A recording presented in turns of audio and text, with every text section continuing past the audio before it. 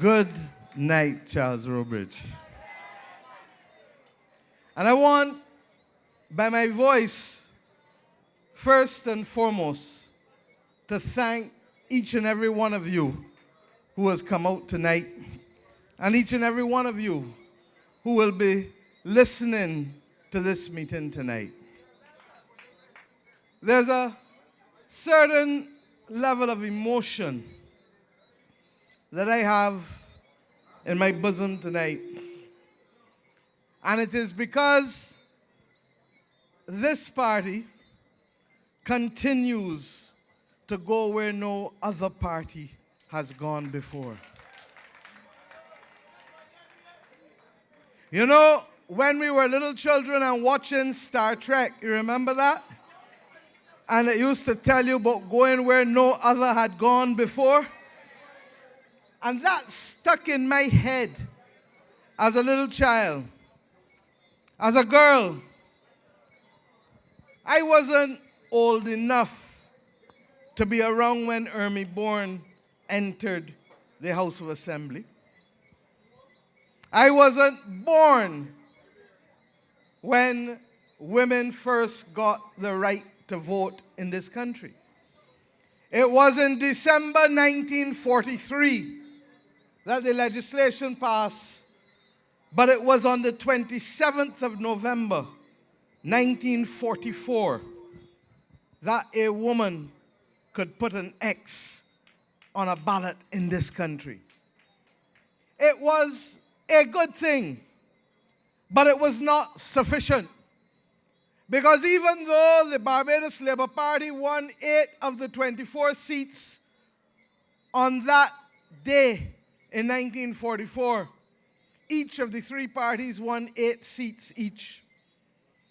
It was the beginning of the Barbados Labour Party's ascendancy into the offices of government to start to change the lives of ordinary Barbadians.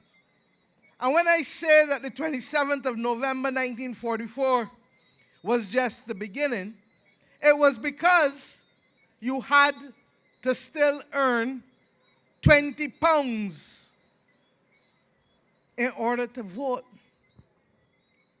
To have that with you. And Grantley Adams in 1951, with the passage of universal adult suffrage, then made it possible for every single woman over the age of 21 and every single man over the age of 21 to get the vote in this country.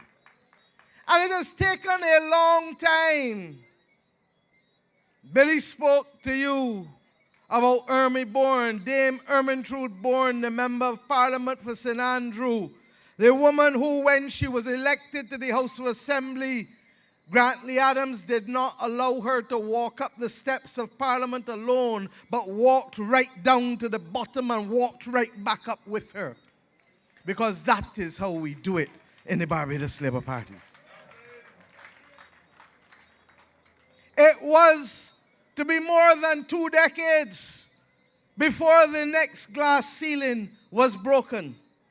And that was when Billy Miller became the first woman ever to hold a position in a cabinet of this country. And then, of course, it was almost another 2 decades, 18 years, before Liz and I joined Billy in walking up the steps of Parliament together.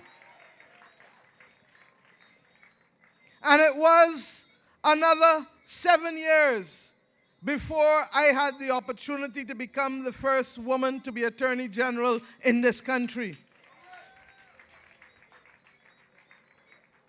And it was then to be another 7 years before I had the opportunity to be the first woman to be leader of the opposition in this country. A torturous journey still. And it was then another 10 years before you gave me your confidence to be your leader in this country. And I have started here because many have asked why you are doing this tonight. I have not come to be the first, but I've come to ensure that I will not be the last.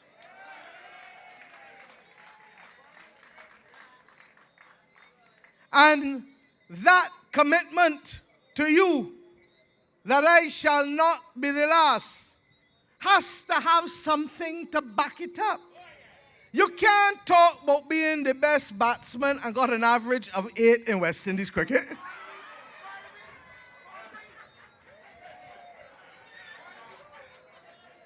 So that if I want for us as a nation to understand that between 1944, November 27th, today is the 1st of November, 2020, that's 76 years ago, 26 days shy of 76 years, that what we can all say is that it has taken too long for us to reach this moment in time. But what we can equally say is that once we have reached it, it is irreversible and it is full steam ahead from here on in. And the only way it can be full steam ahead, because almost everybody in this audience may have daughters or sisters. You all got mothers for sure. And the only way we can ensure that it is not the last is by showing you the talent that we have in this Barbados Labour Party to be able to give you the confidence that when we say we are going where no party has gone before, you can say, yes, you are, and yes, you are doing well in so doing. Because what you saw up here tonight was a first 11, not the second 11. What you saw up here tonight was a test team, not no village team. And you know, I listened carefully tonight, as I have been doing in all of these meetings, because my duty is to understand where my people are, both from this platform and from those of you listening to this platform. From those of you in the byways and the villages, that is why our brand is to rub shoulders and to listen and to care. And as I listen tonight from Cynthia Ford's first opening speech, speaking from her heart and speaking about what this government has had to do to keep families alive and to lift up households in this country. And we went in to Sandra trying to make sense for you as to why Barbados cannot live in a vacuum, and we have to be able to relate to the rest of the world, and how the policies out there can determine what kind of measures we put to plant food in this country, and whether we can protect the vegetables that you grow, or whether they're going to come and be licked out because people can bring in vegetables cheaper from overseas, or chicken cheaper from overseas or elsewhere. And if you can't get the jobs doing those things, you can't support your families. And I heard Jessica speak as a St. George woman with the passion of telling you why and what we are doing, and reminding you of the past, because those who forget the past are condemned potentially to repeat it. I heard Sonia Brown. Oh Lord, Sonia. If I could have sing like you, Sonia, I would have been swinging engine tonight. And I heard Kay McConney give her maiden speech on this platform tonight, and I know that there are far more centuries, Kay, to come still from you. Marsha has already established herself as a solid middle order batsman, and she played shots all around the wicket tonight. And she reminded you of what this government has put in place since COVID comes, and I will speak to that tonight a little bit. But she also told you the work that we are doing in order to get the capital projects off the ground, whether it is in the public sector or the private sector, because that is what will create the jobs in this country. And you heard Santia. Well, Santia put a double century tonight. She plays shots all sides of the wicket. And Pedro Shepard, if I were you, I would be very careful from now on. I really would be. But you know what is frightening? That I have chosen to come tonight to be able to show you in a very visible and tangible way the link between those from whom we have inherited the legacy, Dame Billie Antoinette Miller, who continues to be one of the most respected women in public life anywhere in the Commonwealth, the longest serving Commonwealth foreign minister in the history of the world. And then the person who comes after me, I want to give you more because we are not satisfied that we have done enough. What did I tell you? I have come not to be the last. And if I have come not to be the last, then we need more. And if we need more, then you have to vote for who? And therefore, I have come tonight sandwiched between the very past that we have alive in this country and the very future that we are bringing to you in this country tonight. But like with anything else, it is not yet enough. And I know that not a man on the field of play at Charrow Bridge will move tonight. Not a woman will move tonight, because who is coming to score the triple century now? The one person that you know, man, woman, child, all young, is by far the greatest platform speaker in Barbados, Elizabeth Thompson.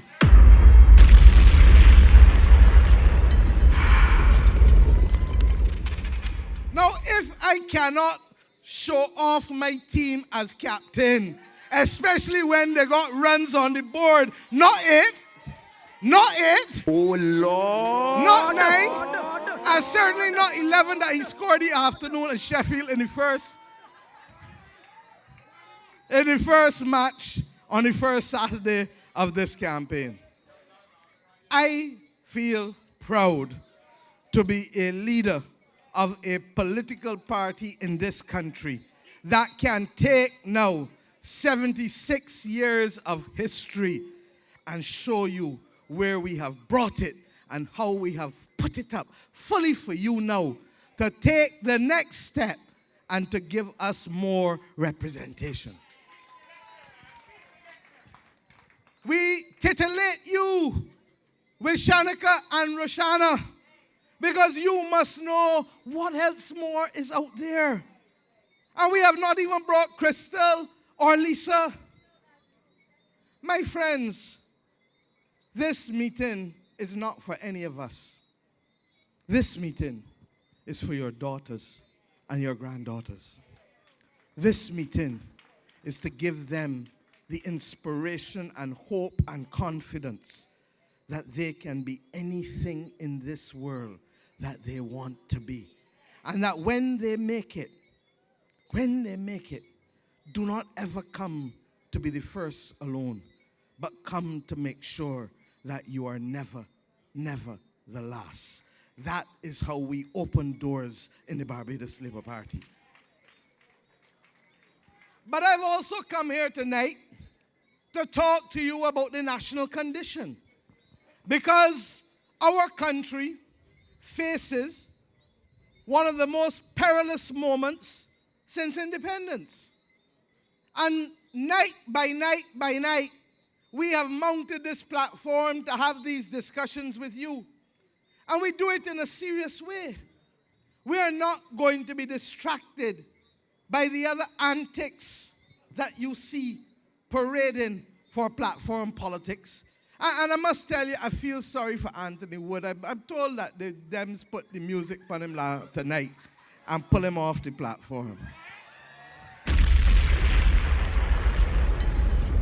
But that is Woody. Lord. I will simply say to Woody, we didn't send you anywhere. And when you're ready, you can come home. Oh, Lord.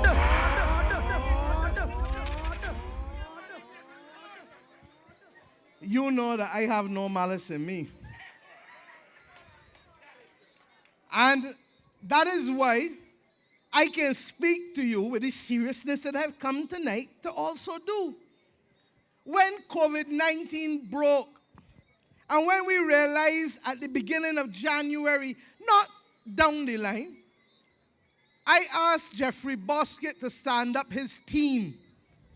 And because we were able to take early corrective action and preemptive action, we have been in a position to literally hold it down. You have heard me say that I don't believe in boasting about any record with COVID, because I am conscious that it is eternal vigilance that is required, and that it is the actions of each and every one of us that will protect each other. And you heard Santia talk to you as we have, and I love the video that you have done for the little children, because they need to be reminded that they too must be vigilant in the protection of their parents and grandparents from this invisible enemy that is killing so many people across the world. That we have limited to 7. The number of people who have passed is good. But that 7 of our own citizens have passed is bad. And the only way we can keep those numbers down, as you watch the world, particularly the Western world with whom we have relationships, go fully back into lockdown, to a second wave. We see it in the United States. We see it in Canada. We see it yesterday in England with Boris Johnson shutting down and locking down for another month in England. We see it in Europe.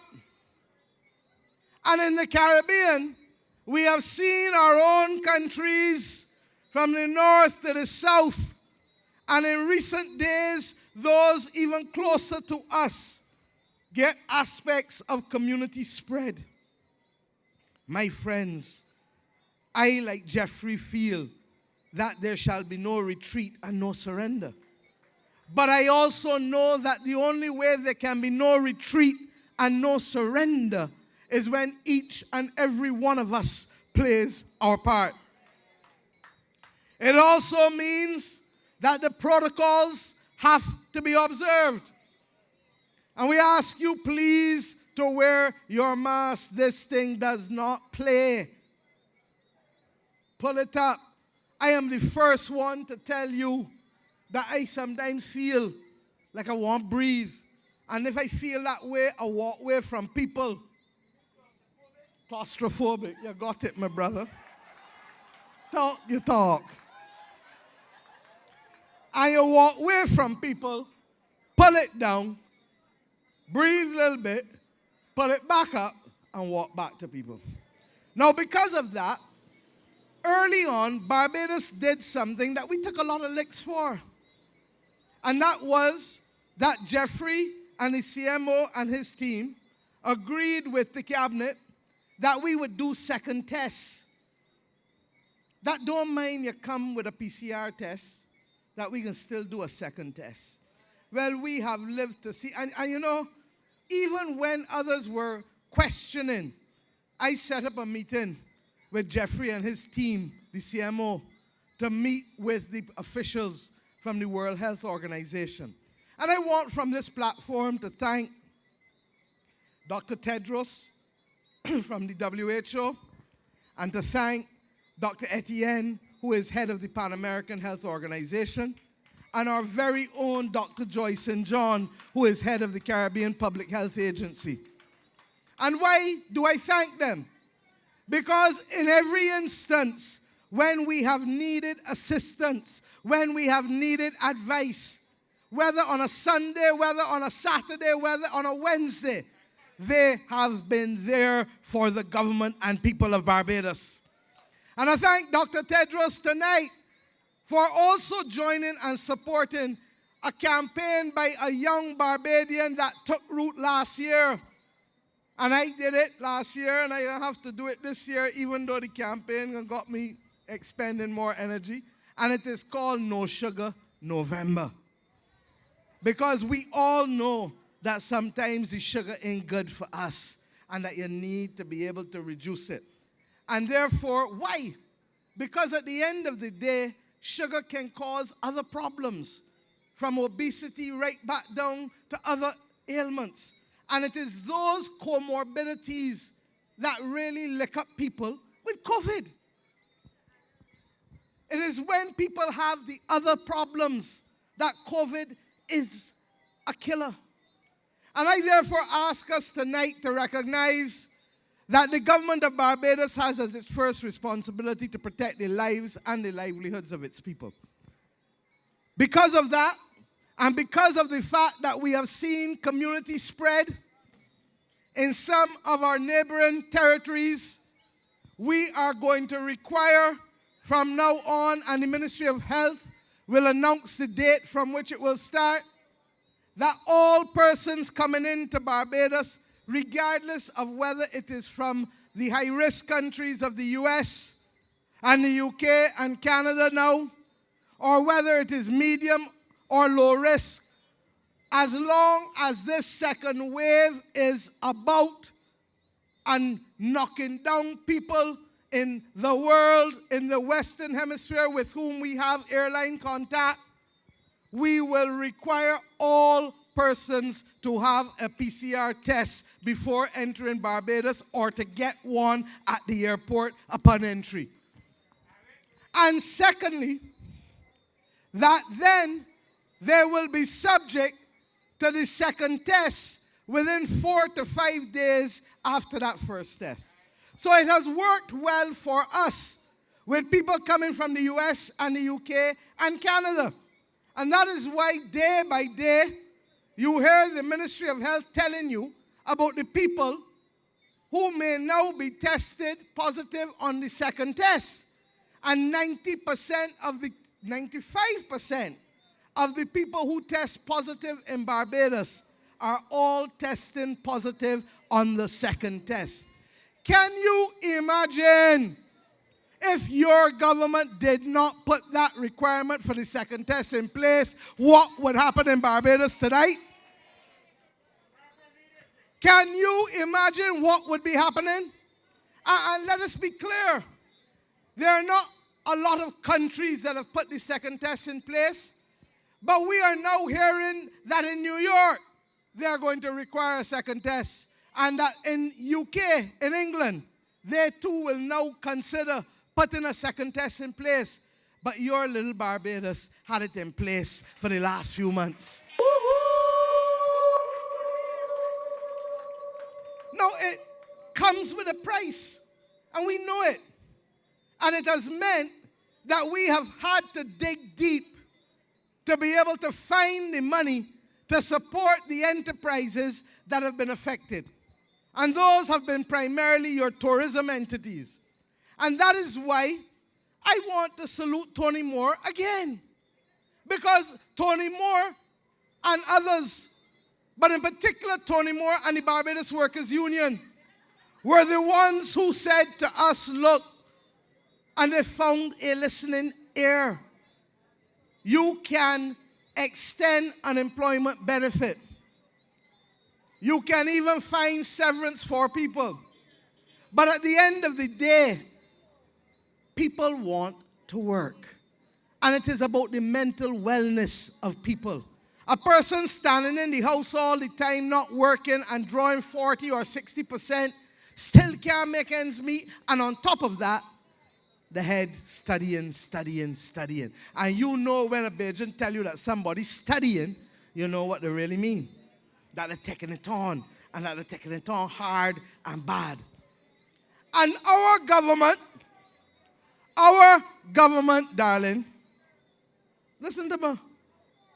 our government said we have to find the money to help the hotels employ the people, because we know that if they don't get help, the hotels can fall and close. But more importantly, when the people ready to come back to Barbados in the large numbers, you have to make sure that the people have bathrooms that work in, that the tiles in the hotels in blow, that the place look a certain way, that when they open the doors, as some of them open today, that they can welcome people in a hotel that functioning and look good. I love you too, darling, but give me a chance. So that we took a decision to take up $150 million on top of 125 that we have already spent in unemployment benefit. You understand what I just tell you? That this country, this little country in an IMF program, took 125 million and put it there. And because Tony Moore and others came and talked with us, we put a job support program in place now for 2 years. So that even though the news from Prime Minister Boris Johnson came yesterday, and it was not what we wanted to hear, believe you me, because it means that unless people are traveling for work, they're not going to be able to travel out of England for the next month. There are some hotels in Barbados that will be affected. We're still getting people from the USA. We're still getting people from Canada. And we will still get the welcome stamp program that everybody else is copying after Barbados. And nothing wrong with that, because flattery is best reflected in imitation. Imitation is the best form of flattery.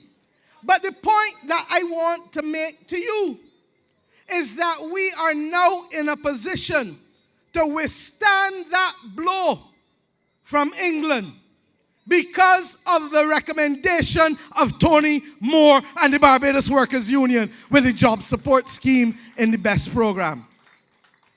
And the government not only accepted it, and here is what they said, that the workers should come on at 80% of their salary. We know that it is not 100%, but we also know that unemployment benefit was 60. So 80 is more than 60. Secondly, we also know that the hotels will not have normal occupancy.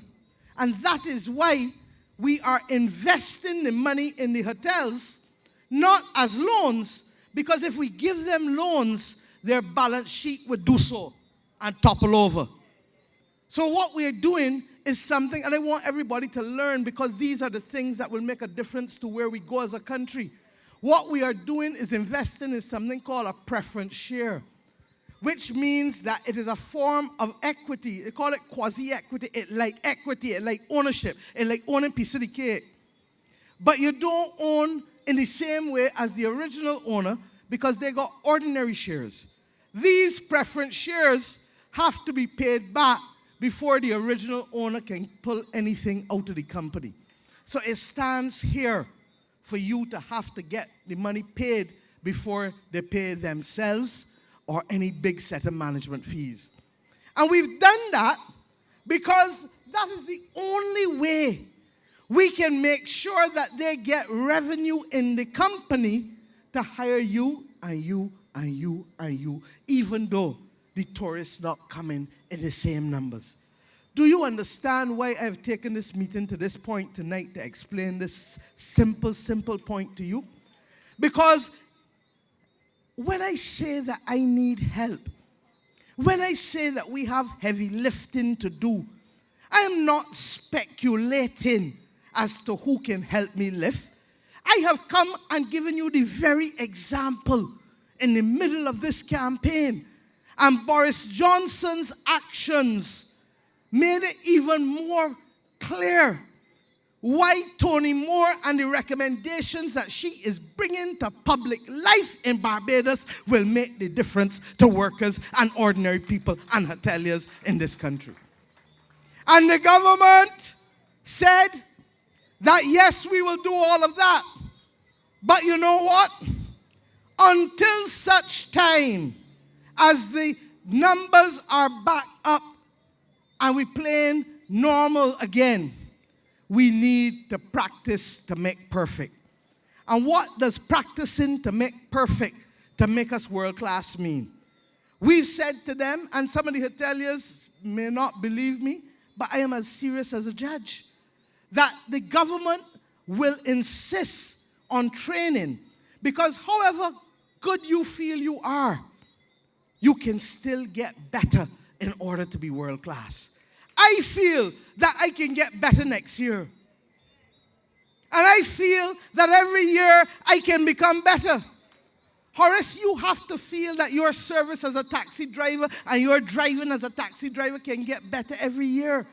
Because the day that you feel you know it all and you have nothing more to learn is the day that your arrogance has overtaken you and made you literally ready for defeat in this country. But I go further. We say as well, if you don't have the people coming in the large numbers that they're coming, make sure buy some of that fruit breads, because that's what we need to fight off COVID. If, my friends, you don't see and understand that, then you will not understand that we also need to save water. You know that better than anybody else. So you need water-saving devices, because you got how many showers in a hotel? You got how many toilets in a hotel? Every toilet flushing, you need a water-saving toilet. Use the time now and borrow from the government, or take the preference shares and put in the water-saving toilets in all the hotels. Put in the water-saving showers in all the hotels. Because whenever you choose to do it again, you can't rent out or sell that room. So you can as well do it now when the people ain't coming. So when you open back up, you got water-saving devices. You then need to make sure that everything you got in a hotel, I don't want to see nobody writing nothing on a paper with a pencil or pen, taking an order in a hotel or fixing anything or getting information from you. Well, everybody now, all the children, everybody digital.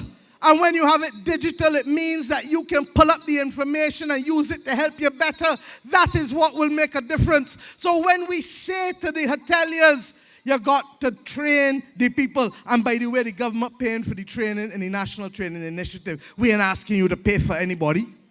So if they're working 40 hours, take 16 hours or 20 hours because you don't have full hotel, full occupancy. Take 16 or 20 hours and put them to train. Take the other 20 and let them work. Because at the end of the day, it is only in practicing that we will get it perfect. Take the rest of the money and fix up the hotel, spruce it up. And if you have problems with the statutory liabilities that you owe government, come and sit down with us and we will enter arrangements with you in order to keep your heads above water. But I want to make two last quick points before I leave this platform. This week we had the CARICOM Heads of Government meeting. And one of the things that came out of it, and we also had the IMF mission in Barbados this week. And the IMF came, and everything that we said we would do in spite of the reduced revenues, the IMF has said the government of Barbados is on track to deal with what it has to deal with. But it went further. At the beginning of COVID, the IMF increased the amount of money that it was going to lend to Barbados for financing the shortfall and gave us another 100 million Barbados dollars to be able to close the gap. This week on Monday, they came and said that they will be recommending to the board that we get another literally 166 million US That is literally 132 million Barbados dollars in December in order to be able to help close the gap. Now, I want to say something. We had not gone to them yet to make the case because we were waiting on one or two other things to happen, including our discussions with the World Bank. But so confident are they in what we are doing and the road on which we are traveling, that they have said that they want to do everything to support the people of Barbados. And they know that if we have to go to get money finance, to finance the shortfall between what we are earning as revenue and what we have to spend with all the increased expenditure for public health and other things, that the cheapest place for us to borrow money is the IMF at 1%.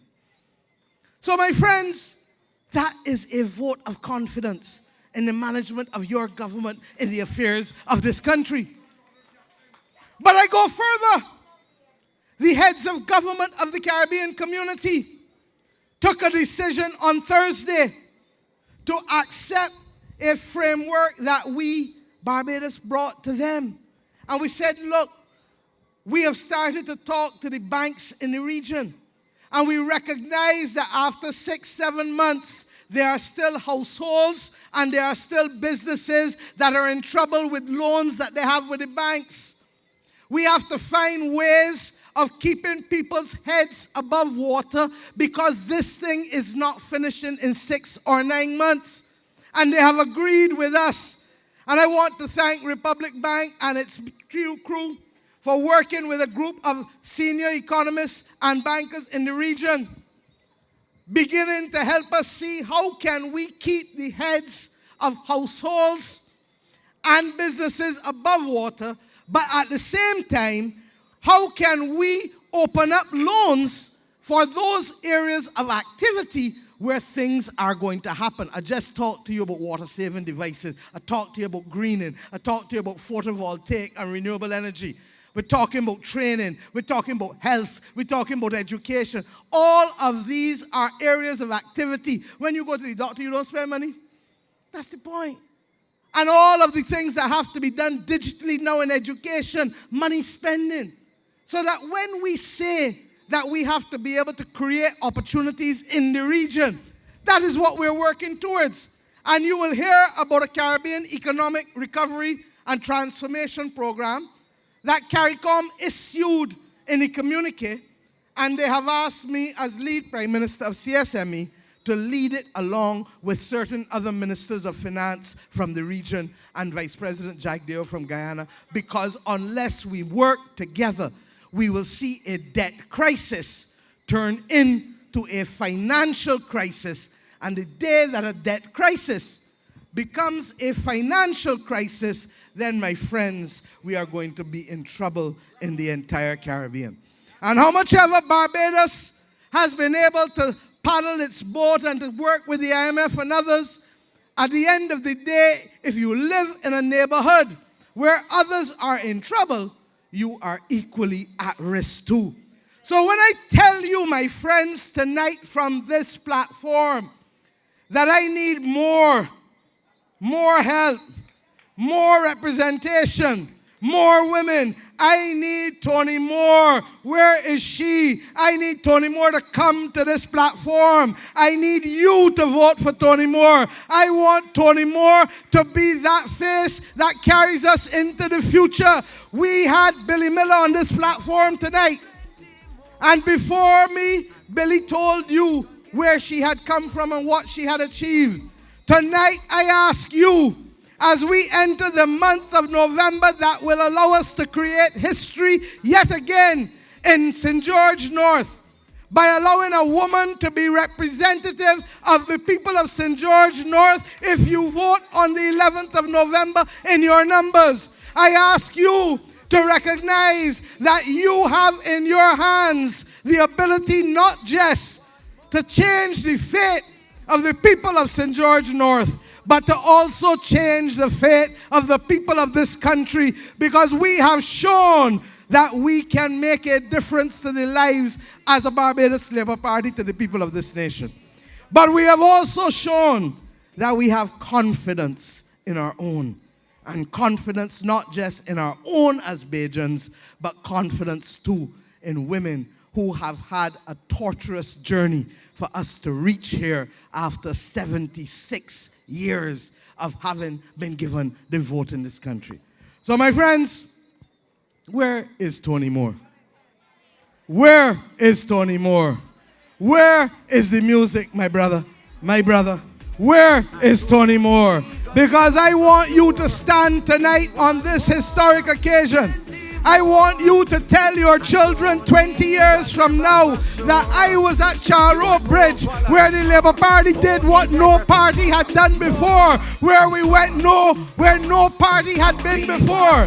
I want you to say that it was on that night that you went home and talked to your little granddaughter and to your daughter and told them, you see what happened on that platform? You can be anything that you want to be. I want you to know that this young woman will represent for the people of this country the future. And look at the new poster. Give me one, give me one, give me one, give me one, give me one. Look at it, look at it. More for we. Voting for Tony, we voting for Tony, and the BLP, we voting for Tony, we voting for Tony, we voting for Tony, and the BLP, we want more, plenty more, and Tony gonna give us for sure. We want more. Calm down a little bit, Tony. Before you start, Tony, I am putting all of the women who spoke on this platform on notice. There must be a photograph to capture this historic night when Liz Thompson finishes speaking tonight. So don't turn a brush, not a man move, not a woman move. Over to you, my dear. To the future, to Tony Moore. More ability. Floyd cannot do that for we. We want more, plenty more. And Tony gonna give us for sure. So we voting for Tony, we voting for Tony, we voting for Tony. And the BLP, we voting for Tony, we voting for Tony, we